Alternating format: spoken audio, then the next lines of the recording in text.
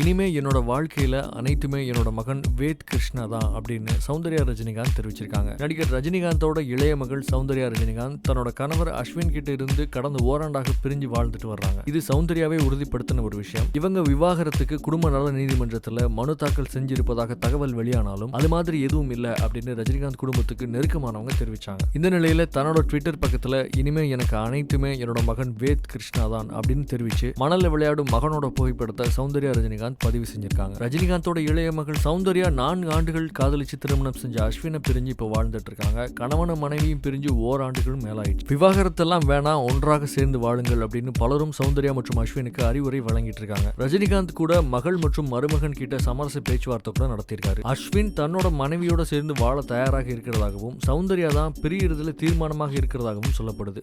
5 பேர் தான் தட்டினீங்கல்ல பார்த்தேன்டா. ஆனால் வந்துட்டு நான் பாகிஸ்தான் பார்டரில் ஒரு ஷூட்டிங்கில் இருந்தேன். த்ரிஷா இல்லை நயன்தாராலாம் அம்மா அப்பாவோட போனீங்கன்னா அம்மா அப்பா நம்மளை டிவோர்ஸ் பண்ணிடுவாங்க. இது கூட எங்கேயா ஷூட்லாம் பண்ணும்போது 15 வயசு பையன்லாம் தலை அப்படின்றான். எனக்குலாம் ஆச்சரியமா இருந்தது. என்னடா வேணா செம்மையா டபுள் மீன் சூப்பர் ஜோக். ஆனந்தி கூடியும் நிக்கி கல்யாணம் எதுவுமே சீனே அவ்வளோவா இல்லை, எல்லாமே ஃபுல்லாக ஹீரோக்கே கொடுத்துட்டார் டைரக்டர்.